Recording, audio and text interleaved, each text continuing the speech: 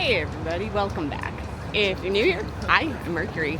So today I am over in the Meatpacking District because a couple reasons. One, I didn't get to see the decorations over here yet this year, and we're sort of like at that weird in-between period where it's after the holidays but they haven't come down yet. So they are wintry and festive and snowmen. So I came over to check them out.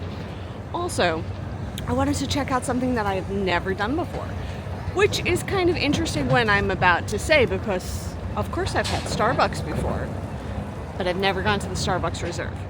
There are two Starbucks Reserves in New York City, one of them by the Empire State Building and one of them right here in the Meatpacking District, right next to Chelsea Market.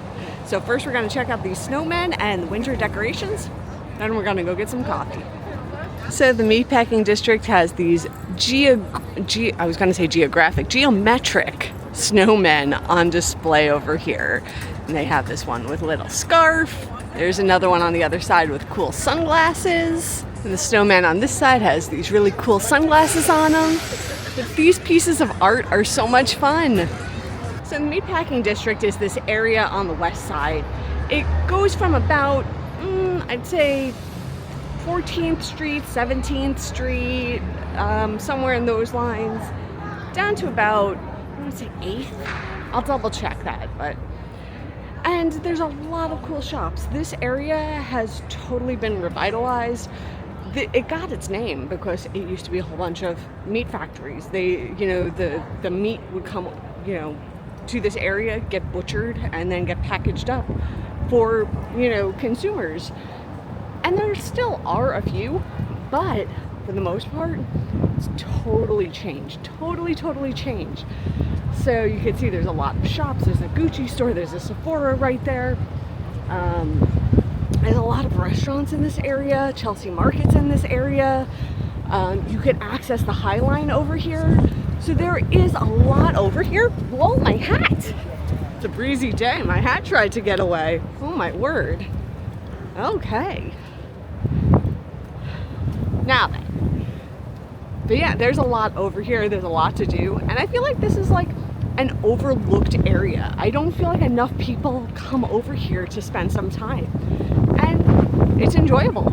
We have a few more snowmen. Their dapper little hats on. And they're nose to nose. Adorable. It also looks like the light tunnel is back. I'm here during the daytime, so you won't see it in its full glory. I'll throw a link up at the end when I saw it before at night a few years back, but it looks like the same light tunnel. So this lighting is called Lights on the Cobbles for obvious reasons, right? And at night, the way that this lights up is really cool, and you walk through it and it feels magical. It feels magical going through this at night. But just imagine like this was all dark and these were all illuminated. It's pretty cool. During the day, it has a kind of goth spiderwebby kind of feel to it. I'm on board with that too. I like it. So I made it down to the end of the Meatpacking District area, and it doesn't go quite as far as I thought. It doesn't go down to 8th. It goes down to what would be kind of parallel-ish to like 13th, 12th Street. Streets run on a bit of an angle over here, but it's Greenwich and Gavenvoort, or Gavenvoort. I'm not exactly sure the correct pronunciation, and been coming here for a long time. Now that we got to see our snowmen, let's go get some coffee. Let's go check out the Starbucks Reserve. So as I'm walking over to the Starbucks, you could tell that these buildings, these were old factories, and they have that old factory kind of look to it, until you get to the ones like this that, are newer buildings, but the old buildings, yeah, you could tell these were meat factories. The history is still there. So the Starbucks Reserve is right over here, right at 15th Street, directly across from the Chelsea Market. So let's go check it out and see what they got. So right away they have this display of 5 steps to make whiskey barrel aged cold brew. And it looks like they sell these cold brew kits just for this purpose.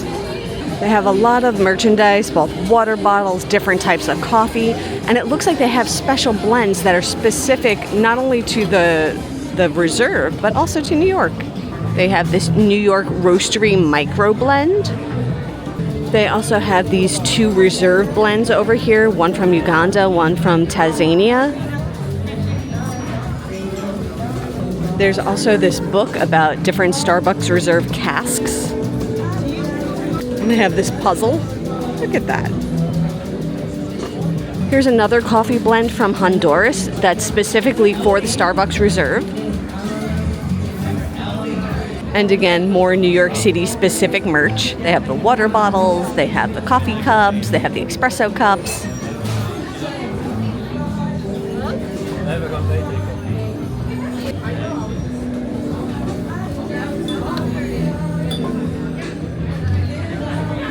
I think it's interesting that the water bottle, this one, the bottom of it has the latitude and longitude markers. You can also come over here and get coffee by the pound of different of the reserve blends.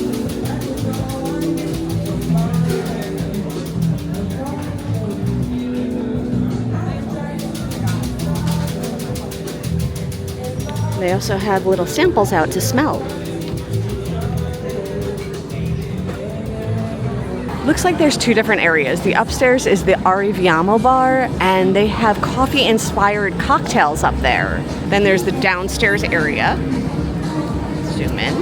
And it looks like they also have different coffees as well as some light bites. It looks like downstairs they also have a roaster, although not currently operational. They do have this roaster, and it's connected to this giant vat over here. I don't know what else to call it. But then they have these things with these sacks where it's like coffee beans that, you know, I guess get dumped into place, I would assume. Yeah, and then there's another roaster this way. Let's go take a look. Yeah, there's another roaster over here much closer for us to take a look at. It's obviously not operational at the moment, but on the sign over here, it says that they have coffee roasted daily, New York Roastery microblend, and then it lists some of the other reserve flavors. And it looks like every day they roast some coffee up.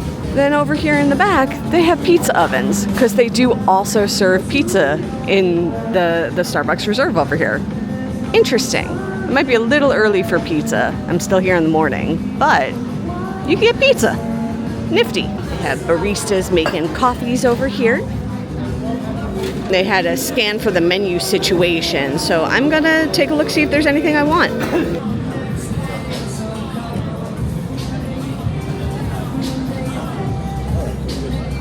So I ended up getting a cold brew flight. So it's the nitro, the original, and a whiskey barrel. So those are my 3 cold brews, and I'm gonna give them a try. They're not labeled, so I don't know which is which. So we'll go by taste. Cheers.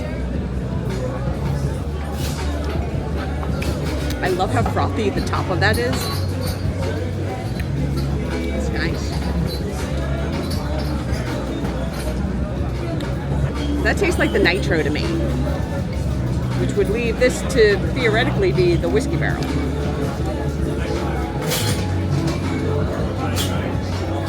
Yeah. Yeah, I'll send you photographs. So I'm pretty sure this is the original cold brew with the big frothy head. This is the nitro, and then this is the whiskey barrel. I think flavor, the whiskey barrel's my favorite, but I love the froth on this one. I love that froth. I wish I could have that froth on that cold brew. Then it would be perfect. So that was like a really interesting experience. I'm really glad I did that and I got the flight, because trying the different flavors of cold brew next to each other really makes the different flavors stand out more, and you could really appreciate those differences. For me, it was a lot of coffee. I couldn't finish it all, but I asked for a little to-go cup, so I have it on the go. But I was sharing a table with a gentleman who also had a flight, but he did the espresso flight, and we were talking about, you know, how that experience of like having the different flavors right next to each other really makes you appreciate the coffee and appreciate the distinctions in the flavors. His espresso flight, they gave him cards with like descriptions about the coffee and the places that it came from, which I did not get with the cold brew flight. My cold brew flight, like I said, came with the original, the nitro, and the whiskey barrel. The whiskey barrel was definitely my favorite. It had such a strong and distinct like cask flavor to it that was like in addition to that coffee flavor. So it was very rich. It almost tasted creamy, but like obviously there was no cream, no milk or anything in it, but it had a very luxurious kind of a flavor to it, and I really, really liked it. So that was my day in the Meatpacking District and trying out the Starbucks over here. So the other thing that this gentleman I was speaking to was telling me is that this particular Starbucks Reserve is also a roastery. And there are very few, only 9 roasteries worldwide, according to this gentleman. I didn't fact check this, so this is just the hearsay of our conversation. And this gentleman also told me there's only 2 of them in the States, this one here and the other one he thought was in Seattle, which would make sense since that's where Starbucks started out.